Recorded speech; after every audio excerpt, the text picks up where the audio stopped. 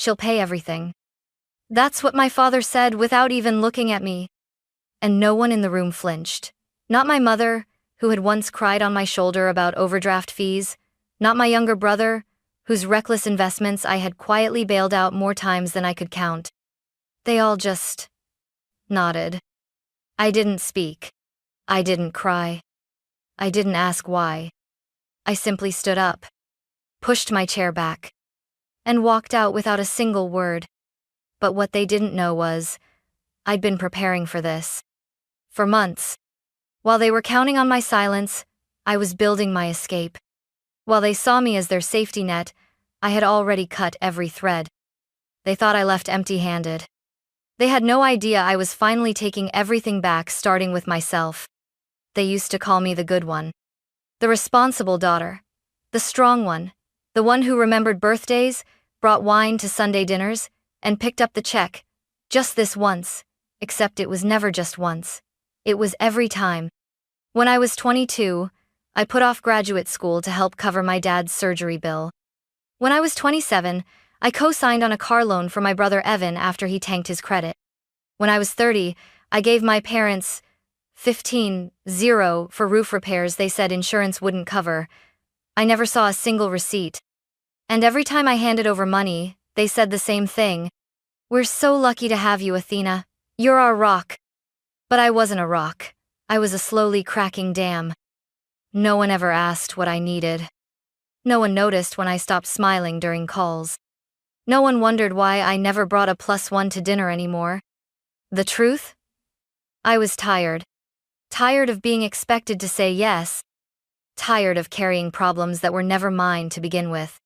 Tired of watching Evan stumble through job after job while my achievements were met with nothing more than an offhand, "Well, you've always had it easier." Easier? I built everything I had. I earned every dollar, every promotion, every hour of sleep I traded for stability. No one handed me anything. But because I didn't complain, because I just kept showing up, they assumed I was fine. That I had more to give. That I owed them more to give. I never confronted them. Not really. I just worked harder. Saved more. Told myself that one day, when things settled, I could finally rest. But things never settled. And deep down, I was starting to realize they never would. So, I began to change. Quietly. I stopped sharing my pay raises. I moved my savings to a new bank. I set up alerts for any credit inquiries tied to my name. I didn't tell anyone. I just watched. Watched as the calls came in less frequently when I wasn't offering to help. Watched how quickly the warm, "We miss you" messages faded when I didn't volunteer to cover someone's rent. Watched how invisible I became the moment I stopped being useful. I was no longer the good daughter. I was just the one who'd stopped giving. And in my family that meant I was a threat.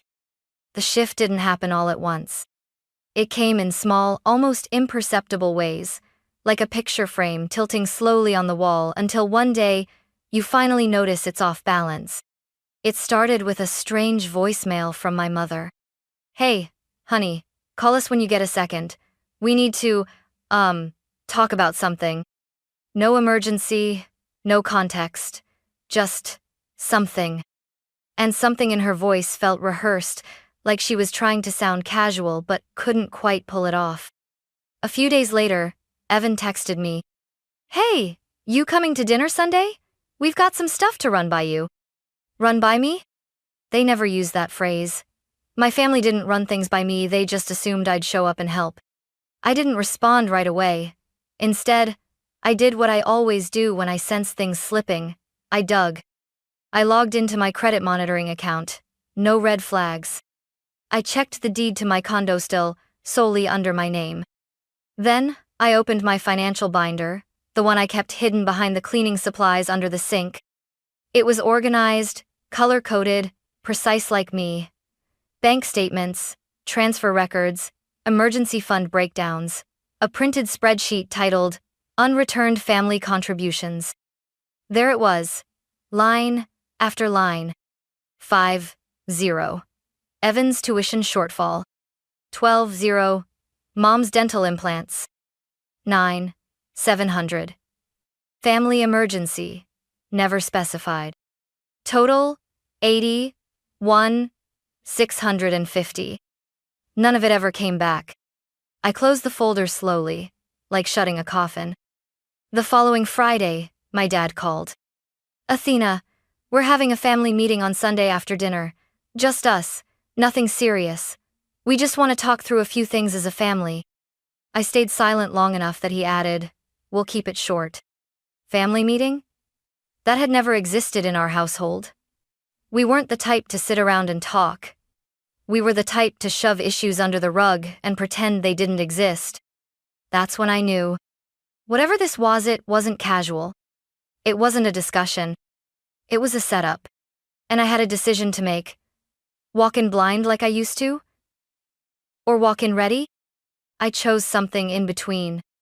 That Sunday, I showed up with a neutral smile, a blank notebook, and a calm that wasn't real. I sat at the table like a guest in my own family. I listened. I waited. And when my father leaned back in his chair and said without hesitation, Athena can pay for it, I didn't blink. They had finally said it out loud.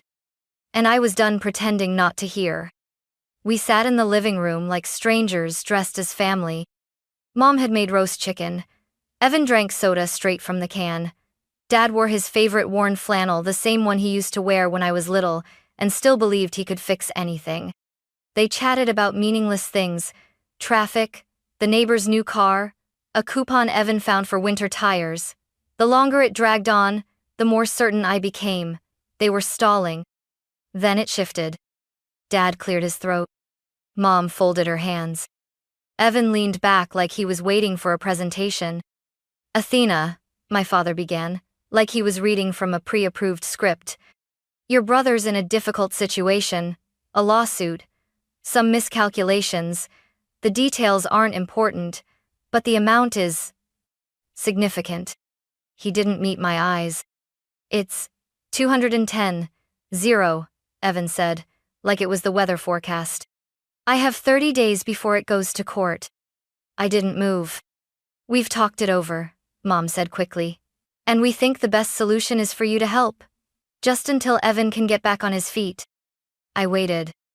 My father's voice came low and flat, like he'd practiced it in the mirror. She'll pay everything. Not could. Not maybe. Will. That was the moment. That single sentence unzipped something in my chest. I looked at each of them, not with anger, not even hurt, just understanding. Like I was finally seeing the full picture, one I'd been too loyal, too tired, or too hopeful to admit was real. They weren't asking. They had decided. Because in their minds, I wasn't Athena, the person. I was Athena, the provider, the bailout, the fallback plan. And when you've always been dependable, silence becomes consent. But not this time. I didn't cry. I didn't raise my voice. I didn't explain how much they'd taken from me over the years. I stood up, tucked in my chair, smoothed my coat, and walked toward the door. Wait, Athena? Mom's voice rose behind me, brittle with confusion. I kept walking. Athena, can we just... I closed the door behind me before she finished. No slamming, no theatrics. Just an ending. I didn't go home that night. Not to the apartment with the framed family photo in the hallway. Not to the freezer full of lasagna I'd made for dinners. I was always too tired to eat. I drove for hours instead. No destination, just movement. Silence clung to me like fog. Not the cold, cruel kind. The clean kind, the kind that settles after a fire burns itself out. My phone buzzed. Mom, where did you go? Dad, we need to finish the conversation. Evan, seriously? You're just going to leave? I didn't answer. Instead, I parked in front of a quiet 24-hour diner. I sat with the engine running, my hands still on the steering wheel, and finally, I exhaled. They thought they'd cornered me, but they never noticed I'd already built the exits. For months now, I'd been moving my assets to banks they didn't know about. I'd created new passwords, added two-factor authentication, changed security questions to things they couldn't guess no more, mother's maiden name, or first pet. That night, I logged into every account I owned. Savings, investments, retirement funds. Click, transfer, freeze, lock. Then I pulled up the joint account I once opened to help Mom organize bills I'd left, 250 in it out of habit. Now it held 0. I changed my phone number, deleted shared calendars, removed location sharing. Every digital thread connecting me to them snapped. Then came the apartment. I packed a single suitcase, left behind the couch they'd guilted me into buying for Thanksgiving gatherings, took only what was mine. By sunrise, I was checked into a month-to-month rental across the state line, a small, clean loft, with no family photos, no memories pressed into the walls. It was quiet, not lonely, not sad, just mine. By the end of that week, the texts turned to guilt. We raised you better than this. Your brother is in trouble. This isn't how family works. And then came the plea that told me everything I needed to know. We don't have anyone else. Exactly. They didn't have me anymore either. The number was unfamiliar. I almost didn't pick up. I was sitting on the floor of my temporary apartment, folding the same 3 sweaters into a drawer I didn't plan to use for long. The room smelled faintly of new paint and old wood, a blank slate. But something told me it was him. Hello? There was a pause. Then, his voice. Athena. Just my name. No apology, no greeting, just that it meant something. I said nothing. Look, I get it. You're mad, Evan said. But this isn't just about you, okay? This is about family. There it was. That word again. The one they used like a net warm enough to sound loving, strong enough to trap. You didn't even say anything, he continued. You just walked out. You ghosted us. No, I said flatly. I walked away. There's a difference. You could have said something? You weren't listening, I cut in. None of you were. You'd already decided what my answer would be. You just wanted me there to nod and write the check. The silence on his end crackled like static. I'm going to lose everything, he finally said. Softer now. The apartment. The car. Maybe even jail time. You should have thought of that before you gambled with people's money. I didn't gamble, okay? You lied, Evan, I snapped. You lied to investors, you lied to Mom and Dad, and now you want me to clean it up. Again. His voice cracked. I'm your brother. I closed my eyes and opened the drawer. Neatly stacked sweaters. Nothing dramatic. Just order. Just mine. I know, I said. And that's the saddest part. You're really going to let me go to jail? I'm not letting you do anything, I said calmly. You made choices. I'm making mine. Jesus, Athena, he whispered. You used to care. I did. So much that I nearly emptied myself trying to fix everyone else's mistakes. And now? Now I care enough to stop. He didn't speak for a long time. I imagined him sitting somewhere with his head in his hands, still thinking this was a phase, still believing I'd crack. Please, he said, voice raw. I'm begging you. I looked out the window. Early evening. A row of maple trees swaying outside. No one knew I was here. No one could reach me. And for the first time, I felt it not relief, not pride. Peace.